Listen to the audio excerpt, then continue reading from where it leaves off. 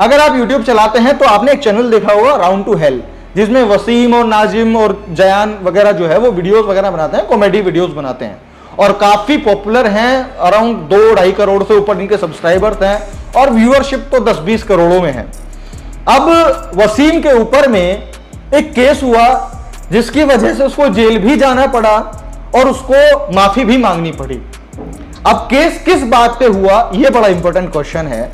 और वो केस हुआ है, इन्होंने 4 साल पहले एक वीडियो बनाया था। उस वीडियो में वो सेंटेंस वगैरह को समझा रहे थे कि हिंदी को इंग्लिश में ट्रांसलेट करो, तो पहले एक सेंटेंस आया तो वो नॉर्मल रहा, उसमें दूसरा सेंटेंस राधा का था कि राधा क्या करती है वगैरह कुछ। पहले आप वीडियो देख लीजिए। Mohan is doing a good work, इसका हिंदी में मतलब हुआ मोहन अच्छा काम कर रहा है। तो तुम बताओ Radha is doing a good work, इसको हिंदी में ट्रांसलेट करके तू बता भाई, तू बताओ। Mohan is doing a good work, Mohan काम कर रही है। मोहन काम पे लग गया ना जी। अरे 3,000 रुपये महीना कमा लिया। हम भी जाएंगे फैक्ट्री।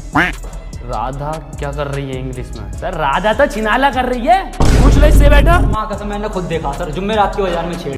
तो सुन लिया आपने, इस वीडियो में ये इन्होंने बोला था राधा को लेकर के, और इसी चीज पर मुरादाबाद के अंदर में इन पे एफआईआर कर दिया गया, केस कर दिया गया कि जी यहाँ पे हमारी धार्मिक भावना है और हमारे हिंदू धर्म के देवी देवताओं का अपमान किया गया है, और अपमान की श्रेणी में ही केस होता है। अब इस वीडियो में हुआ क्या है, वो सही है या गलत है?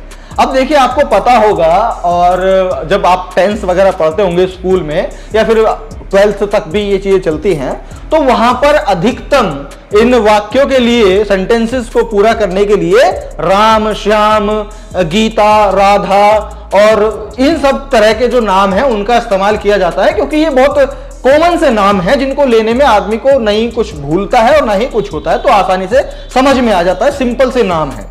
तो वही होता था। अब वही चीज को ये लोग इस वीडियो में दर्शाने का प्रयास कर रहे थे कि हम जो है हिंदी को इंग्लिश में ट्रांसलेशन वो कर रहे हैं। अब जब ये स्कूल गए थे तो इनको यही नाम बताए गए थे, तो इन्होंने वीडियो में भी वही डाले ताकि जो लोग हैं वो कनेक्ट कर सके कि हाँ भाई, हम भी पहले ऐसे ही टेंस वगैरह सीखते थे तो हम वहां पे ये करते थे। तो इन्होंने वहां पे राधा का नाम लिया और उस राधा के नाम पर ये जो इन्होंने वर्ड्स का इस्तेमाल किया है, उस वर्ड के इस्तेमाल को लेकर के उनकी भावनाएं आहत हुई। अब सबसे पहली समझने वाली बात तो यहां पर यह आती है कि आप ये कैसे प्रमाणित करोगे कि ये जो राधा का नाम लिया गया ये उन राधा जी का नाम है?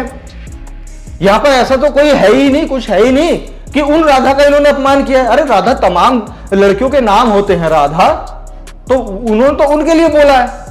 लेकिन कुछ लोगों ने, अब मुझे ऐसा लगता है कि जिन लोगों ने एफआईआर किया है शायद वो कभी स्कूल गए ही नहीं है ना, तभी उनकी ऐसी चीजों से भावनाएं आहत हो जाती हैं, तभी उनको ऐसी चीजों से अपमान नजर आ जाता है। अरे इतना नाजुक तो छुई मुई का पेड़ भी नहीं होता जिनकी नाजुक इनकी भावनाएं होती हैं। अब सोचो, उसने सामान्य राधा नाम इस्तेमाल किया है। अगर ये केस होता कि भाई लड़की का अपमान करने को लेकर के जो है केस किया गया है, तो भाई ये काम आज नया कर रहे हैं क्या? पिछले 4-5 साल से वीडियोस बना रहे हैं और तमाम वीडियोस में तमाम तरह की गालियां हैं, और खाली इनकी नहीं है, काफी और बड़े बड़े क्रिएटर्स हैं, काफी बड़े बड़े क्रिएटर्स जो गालियों का इस्तेमाल करते हैं और पिछले 4-5 साल से करते आ रहे हैं, और लोग उनको सपोर्ट कर रहे हैं, एंटरटेन हो रहे हैं, आगे बढ़ा रहे हैं। तो आज ही जाकर के इनको ऐसा क्यों दिखा? जन्माष्टमी के आसपास इनको राधा का नाम क्यों याद आया? अब मुझे एक बात और समझ में नहीं आई कि मान लिया किसी की पत्नी का नाम राधा है और वो उसको प्यार से राधा बेबी बुलाता है, और मान लिया वो बाजार में कहीं आगे खड़ी है और उसने बोला राधा बेबी इधर आओ, और वहीं पे ये बंदे खड़े होंगे, अरे इन्होंने तो राधा को बेबी बोल दिया, एफआईआर करो, इस पे एफआईआर करो, धार्मिक भावना याद कर दी। अरे कोई सेंस है इस बात की? कुछ लॉजिक है इस बात का? अरे वो कहां राधा का नाम इस्तेमाल कर रहे हैं और किस राधा का कर रहे हैं, इंटेंशन उनकी क्या है, तुम कुछ नहीं देख रहे, जाके एफआईआर कर दिया।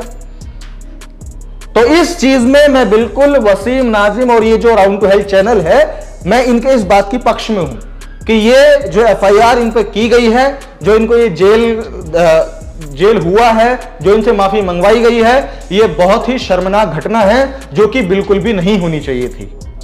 इसका कारण एक्चुअली जो है वो बेकार है। कारण दूसरे होते तभी ये सारी चीजें होती तो ठीक है, लेकिन उन सब चीजों के पीछे कारण जो इन्होंने दिया वो कारण बड़ा बेकार है। अब उसके बाद में एक और बात यहां पे आती है, तमाम तरीके के गाने हैं जो भक्ति भाव में बनाए जाते हैं, या जो ये खुद ही धार्मिक जो लोग हैं वो बनाते हैं, वो किस किस तरह के गाने बनाते हैं वो ये लोग नहीं देखते। है। अभी एक गाना कांवड़ के टाइम पे तो भोले तेरा माल पी के रे मैं आंख लाल, कुछ ऐसे करके गाना है। मेरी आंख रहे लाल भोले पी के तेरा माल भोले, मेरी आंख रहे लाल भोले पी के तेरा माल। मतलब अब वो लोग खुद इंडिकेट कर रहे हैं कि भोले जी गंजेड़ी थे और भोले जी हम तुम्हारा माल पी के हम नशे में और हमारी आंख लाल है।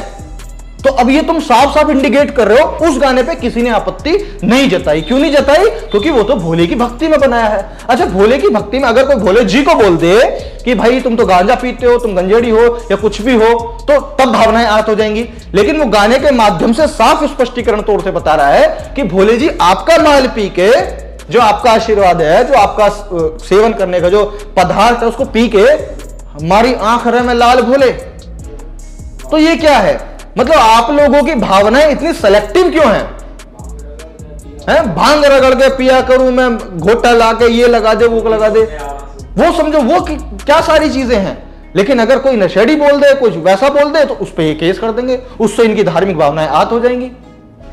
तो बस यही है, मैं इस देश के लोगों को समझाना चाहता हूं, इस देश के लोगों को, और खास तौर से जो इन लोगों के पीछे खड़े होते हैं ना, उन लोगों को, कि ये लोग अपनी गंदी राजनीति करने के लिए इस तरीके के मुद्दे उठाते हैं। गंदी राजनीति, गंदी पहचान, गंदी चमकाहट को लाने के लिए इस तरह की चीजें करते हैं और समाज में भेदभाव पैदा करने का, समाज में रोष पैदा करने का काम करते हैं।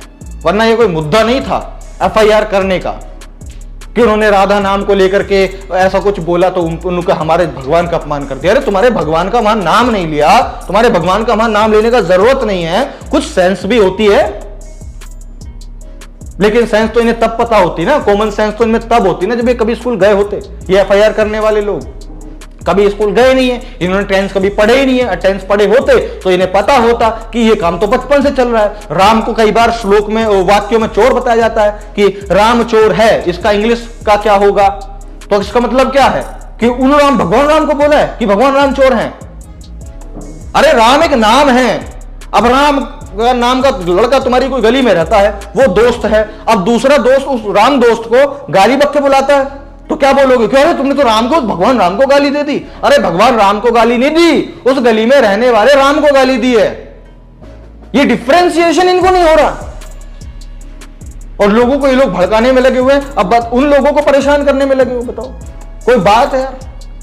तो इसीलिए देश के लोगों से मैं कहना चाहूंगा कि ऐसे लोगों से सावधान रहा करें, ऐसे लोगों को समझ करके इन लोगों को अपने रिलेशन से बहिष्कार करें।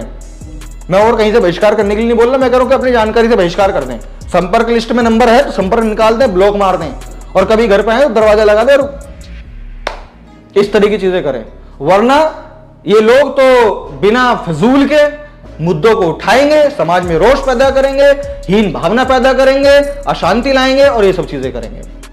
तो अगर आप मेरी बात को समझ गए हैं तो इस वीडियो को शेयर कीजिए और लोगों को दिखाइए कि किस तरह की जाहिल मानसिकता जो है आज भी इस देश में पनप रही है और नॉर्मल चीजों को कितना बढ़ा चढ़ा करके, हाइप बना करके लोगों को परेशान करने का काम कर रही है। तो ठीक है साथियों, मैं प्रशांत गौत मिलता हूं आपसे अगली वीडियो में। तब तक के लिए बहुत बहुत शुक्रिया, धन्यवाद।